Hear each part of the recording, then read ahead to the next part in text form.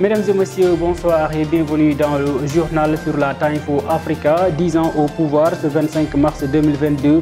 Le bilan du président de la République Macky Sall est décortiqué dans ce journal entre le pouvoir, l'opposition et les citoyens. Alioune et l'ensemble de la société civile ont déploré le traitement humaniste de la part des forces de l'ordre à l'encontre des activistes arrêtés mercredi dernier.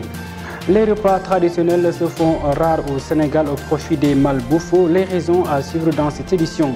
Égypte-Sénégal, c'est aujourd'hui. Les Sénégalais ont donné leur avis. La page internationale fermera cette édition. Tout de suite, les explications. Le président de la République du Sénégal, Macky Sall, a quitté Dakar ce vendredi 25 mars pour prendre part au sommet extraordinaire de la CEDEAO à Accra. Le débat portera sur la situation politique au Mali, en Guinée et au Burkina Faso. Toujours le président de la République, Macky Sall, qui fête ses 10 ans de règne à la tête du Sénégal ce 25 mars. Le pouvoir, l'opposition tente de donner le bilan. Suivons le reportage signé à Latiam. La dizaine du président de la République Macky Sall à la tête du Sénégal est à jour. Accédé au pouvoir depuis 2012, son Excellence célèbre ses 10 ans de règne en tant que président de la République du Sénégal. Un bilan constitué de satisfaction, attente et de désespoir pour certains est noté lors de son mandat. On a vu tout ce qu'il a fait dans le domaine des infrastructures, la construction des ponts, des routes, la construction des ponts, des routes avec bien entendu l'aménagement de quelques localités pour pouvoir, surtout à Dakar avec les projets de BRT et du tramway avec le terre. Aussi au côté du ministère des Sports, vous avez vu l'escadre qui a été inauguré très récemment. Ensuite, sur le plan économique, nous avons vu qu'il y a eu une diminution du train de vie de l'État. Malgré les exploits, il y a à côté le manque de satisfaction ou même un désespoir de la population vis-à-vis du président de la République Macky Sall. Nous avons élu le président Macky Sall en 2012, donc avec l'espoir d'avoir un président qui va créer la différence. Mais à notre grande surprise, c'est une gestion clanique. On a à la place d'une gestion inclusive et participative. Donc c'est 10 ans de souffrance. Le train de vie des Sénégalais est excessivement cher. À un pas de la fin de son mandat, les projets ruissellent à grands coups, mais la population sera-t-elle à ses côtés pour les prochaines élections présidentielles est la grande question qui se pose. Merci beaucoup Al Chama. Nous avons tendu le micro aux citoyens sénégalais qui ont essayé aussi de donner leur avis sur le bilan du chef de l'État Macky Sall. Certains ont souligné que le bilan est mitigé. Suivons le reportage signé Barthélémy Ekoli et de Fatou Bintou Dem. Élu le 25 mars 2012, le président Macky Sall souffle ce 25 mars ses 10 ans à la tête du Sénégal. 2 ans après le Yoonu Yokkute, il décida d'adopter Plan Sénégal émergent PSE, le référentiel de la politique économique et sociale sur le moyen et le long terme. Des projets qui lui ont permis de faire des progrès significatifs en termes d'infrastructures, selon certains. Dans son bilan, depuis 2012 qu'il est là, il a impulsé au nouveau plan, le plan Sénégal émergent. Il y avait le plan Yoonu Yokkute, il a ensuite changé en plan Sénégal émergent à partir de 2014. Donc, on peut dire sur ce plan-là, donc ça insiste beaucoup sur les infrastructures. Et on en a vu depuis les ponts, les autoroutes, les autoponts, les terres, BRT, tout ça qui passe à la mobilité urbaine. Toutefois, sur le plan économique et de l'employabilité des jeunes, beaucoup de choses restent à faire. C'est un problème qu'il faut régler, ajoute-t-il. Mais dans un autre côté aussi, on peut aussi faire un bilan sur d'autres aspects, par exemple sur le plan économique, avec des taux de croissance qui seront un peu jugés, un peu divisés, avec des taux de croissance de 6 à 7%. Malheureusement freiné par rapport à la COVID-19. Il y a eu un ralentissement, on est passé jusqu'à 1,7%. Mais le plus gros chantier, surtout là où on peut vraiment reprocher au président, et il a tout à dire, c'est le problème du chômage, de l'emploi des jeunes. Beaucoup de jeunes chôment, donc il n'y a pas d'emploi. Malgré les avancées notées dans certains plans, certains évoquent un bilan mitigé. Vraiment, les 10 ans, on peut dire que le bilan est mitigé. Donc, si vous prenez un domaine comme les infrastructures, Vous savez que le président a fait beaucoup de réalisations d'abord avec le train express régional, le stade et les autres infrastructures qui se trouvent à Diamniadio. Mais du point de vue économique, ça tarde à booster parce que tu vois l'emploi des jeunes, la précarité, tout ça, ça gangrène la société sénégalaise. Il peut mieux faire, mais bon, sur les 10 ans qu'il a fait, on a vu qu'il a fait beaucoup de choses quand même. Les 10 ans de Macky Sall à la tête du Sénégal se sont soldés par un bilan positif et négatif, d'après les analyses des uns et des autres. Même s'il y a une amélioration sur le plan des infrastructures, fort est de constater certains manquements sur le plan économique, emploi des jeunes, renforcement de la démocratie et la consolidation de l'état de droit. Les membres de la société civile tels que Afrikajom Center et Africa First ont déploré les traitements inhumanistes de la part des forces de l'ordre à l'encontre des activistes arrêtés mercredi dernier. Alioune Tine et Sylvestre Mendy, victimes, ont fustigé ces actes à travers leur page Twitter. Plus de 13 902 cas de tuberculose ont été enregistrés au Sénégal en 2021. Abdoulaye Diouf Sarr, ministre de la Santé et de l'Action sociale, a fait savoir que au Sénégal, les régions telles que Dakar, Thiès, Diourbel sont les plus touchées. Écoutons les explications d'Adama Faye.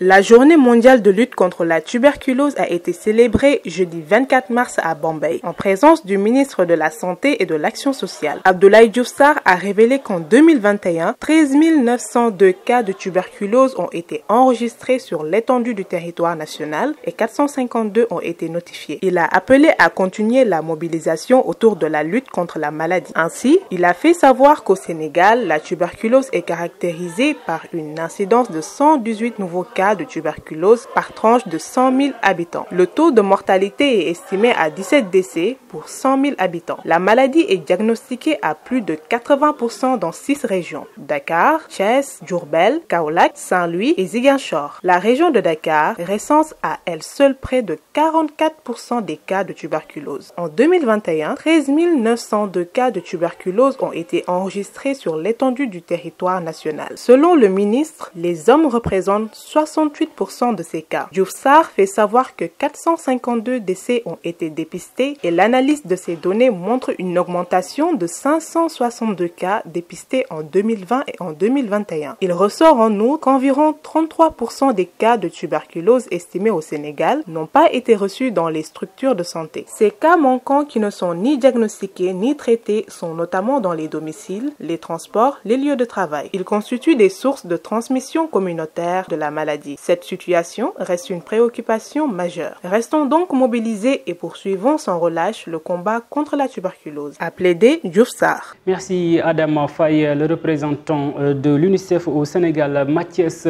Lansar, se préoccupe de l'éducation et de l'encadrement des enfants au Sénégal. Ainsi, il a profité de cette occasion pour appeler aux autorités sénégalaises, mais également les parents, de tout faire pour protéger les enfants. Il est interrogé par Ousmane Niang. L'UNICEF travaille au Sénégal pour les enfants, pour améliorer les conditions de prise en charge tant sur les aspects sanitaires, du point de vue de la santé, que de protection physique et psychologique, et améliorer l'environnement de prise en charge et de vie des enfants, et puis dans le domaine de l'éducation aussi tout particulièrement, quoi.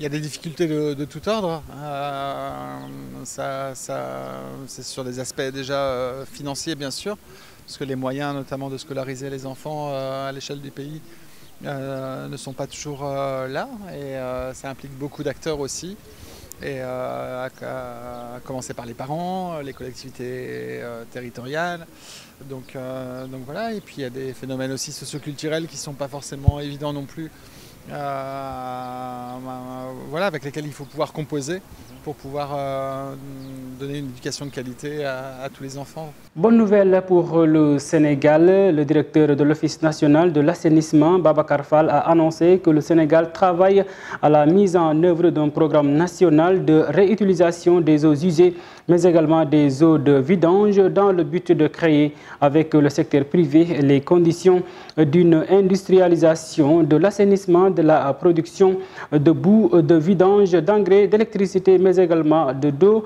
distillée.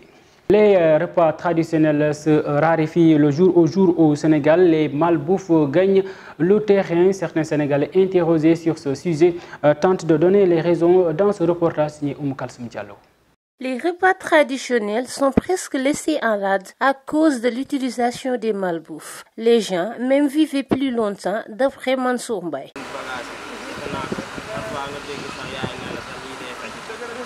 On doit arrêter les malbouffes, c'est pas bon pour la santé. Avant même, les gens ne vivent plus longtemps. Le tranche d'âge aujourd'hui, c'est de 60 ans et ça n'arrive même pas à 70 ans, ce qui n'est pas bon.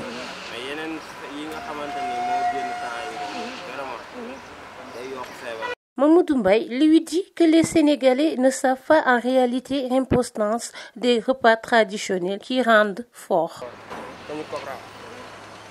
Je ne vais pas dire que ce ne sont pas de bons aliments, mais nous, ce que nous mangeons, c'est vraiment le mbakhal, qui est un plat formé à base de l'arachide. On l'aime très bien. Moi, mon plat préféré, c'est le mbakhal pouch-patch. Donc, c'est vraiment riche en nutriments, tels que les vitamines et tout ça. Je conseille aux femmes de revenir préparer les plats traditionnels. Vraiment, c'est très important pour la santé.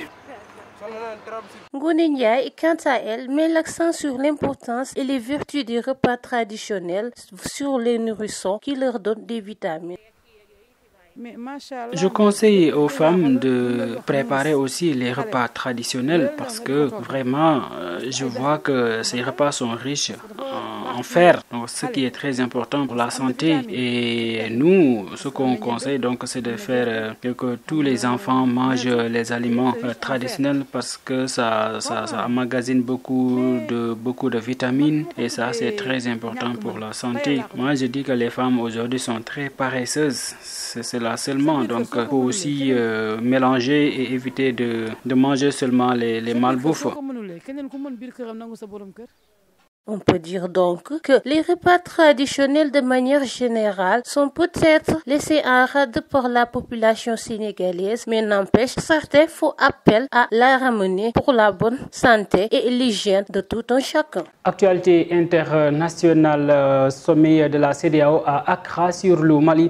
L'absence du président Assimi Goïta fait beaucoup de polémiques au Tchad 1 mois après les violences intercommunautaires à Sandana. Les familles réclament justice. Enfin, nous allons parler également de la guerre en Ukraine. Des Russes se massent à la frontière entre le Mexique et les États-Unis. Suivons les détails avec Aminata Kor. L'actualité internationale que nous démarrons avec le sommet de la CEDEAO à Accra. Donc, les chefs d'État de la CEDEAO, de la Communauté économique des États de l'Afrique de l'Ouest, la CEDEAO, se réunissent ce vendredi 25 mars à partir de 14h TU à Accra, au Ghana, pour un sommet extraordinaire consacré au Mali, mais sans le président Assimi Goïta. S'achemine-t-on vers un accord sur la durée de la prolongation de la transition, va-t-on connaître, et puis l'échéance des futures élections devant mettre le retour à l'ordre constitutionnel et qui permettrait également une levée immédiate des sanctions de la CEDEAO. Et puis, de plus d'un mois après le massacre du 9 février 2022 qui a opposé éleveurs et agriculteurs, a occasionné une douzaine de morts à Sadana dans la région du Moyen-Chari au sud du Tchad. La procédure judiciaire annoncée par les autorités n'avance pas. Les 5 personnes arrêtées n'ont pas été traduites devant les tribunaux. Les avocats des victimes dénoncent l'inaction des pouvoirs publics. Et puis nous terminons avec la guerre en Ukraine qui fait trembler l'Europe et provoque des millions de déplacés depuis le début du conflit. Le Haut Commissariat des Nations Unies pour les réfugiés comptabilise plus de 3,5 millions d'Ukrainiens ayant fui leur pays. Les Russes aussi partent de chez eux en nombre, fuyant le régime de Vladimir Poutine. Certains d'ailleurs ne restent pas en Europe et partent très loin. Ils ont plusieurs milliers à avoir rejoint le Mexique à la frontière nord avec les États-Unis. Merci Aminata Kor. La page sport concerne aujourd'hui le match Égypte-Sénégal comptant pour les barrages pour la Coupe du Monde. Le Sénégal jouera contre l'Égypte aujourd'hui à partir de 19h30. Suivons cet élément pour plus de détails.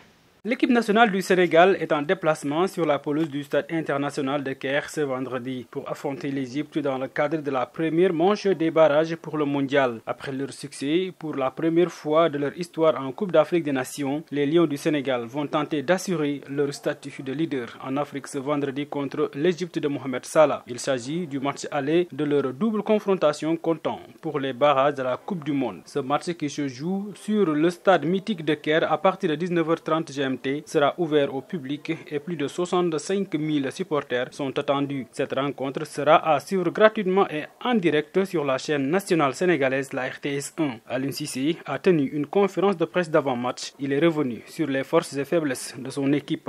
Effectivement, une bonne équipe doit être très forte défensivement, mais aussi on a des arguments à faire valoir devant. On continue à travailler nos animations offensives. Et nous savons aussi qu'on a des garçons capables de faire la différence n'importe quand, n'importe quel moment, et ça c'est intéressant pour notre équipe.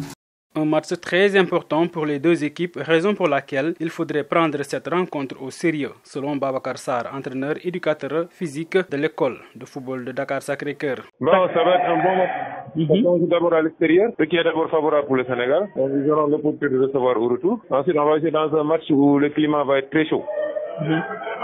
Donc, à deux niveaux thématiques et au niveau aussi du public, parce que c'est des gens qui se font facilement comme spectateurs sur le stade. Bon, maintenant, vu la confrontation qu'on a faite avec dans la finale de la Coupe d'Afrique, on peut dire que ça va marquer parce que l'Égypte ne voudra pas trop se faire découvrir, malgré qu'ils jouent chez eux. Parce que l'attaque sénégalaise est très dangereuse, et si l'Égypte nous donne l'opportunité d'avoir certaines occasions, c'est sûr qu'on va les mettre.